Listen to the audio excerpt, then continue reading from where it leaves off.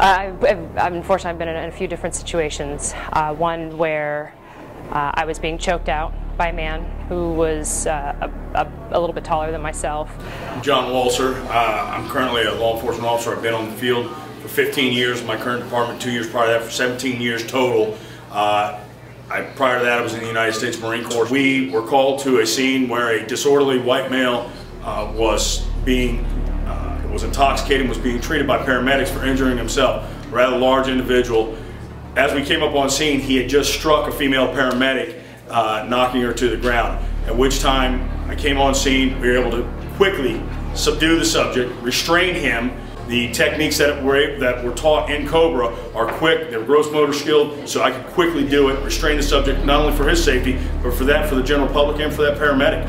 It was that quick, that effective, and it was able to maintain control of the situation, which otherwise would have been chaotic. I have MS, and I was told 5.5 years ago I shouldn't be walking. So, you know, you can do anything, and this class definitely is for all abilities, all ages, all levels. Currently a law enforcement officer in the state of Florida. I've been a law enforcement officer for 2 years. Prior to getting hired with an agency, I decided to come to Cobra-Defense program, self-defense program. I took it and it was actually better than the training that I had received in the police academy. The reason I came here originally was because I was taking a 6-month around the world trip and I was going to be by myself. I used to live in a not so safe neighborhood, apartment complex, and I had some incidents that scared me, and I used to have neighbors compounding at my door, wanting to come in the middle of the night, and it scared me. Being on the street as a female law enforcement officer, I've used that kind of technique mostly because I would be up against large, big-muscled men that don't want to go to jail, and something so little but yet so effective is taught here. The opposite. I did karate first and I went to a Cobra. But it did teach me a few things which I kind of realized, is that the flashy kicks and the flashy punches sometimes don't work. All right, in a real world situation, when someone's taking your legs down, all those things are going out the window. I initially signed my daughter up about 2 years ago, a senior in high school, and I wanted her to take a self-defense class. She was also working part-time at a nearby drugstore that had been robbed several times by gunpoint at the cash register, and she was really nervous. Back in the 80s, I was married originally the first time, and my husband was very abusive.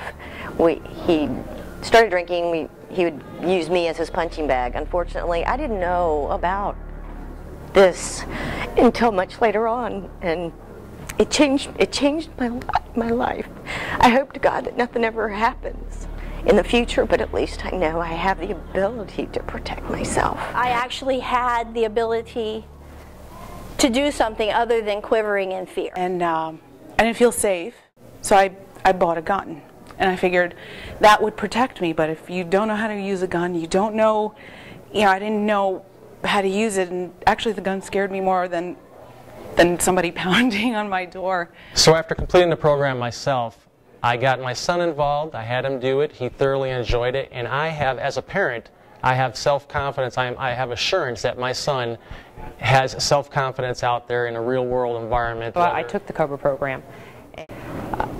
Since then, I've been through the program about 10 more times, and I've actually got my black belt. I decided to go to the martial arts after that.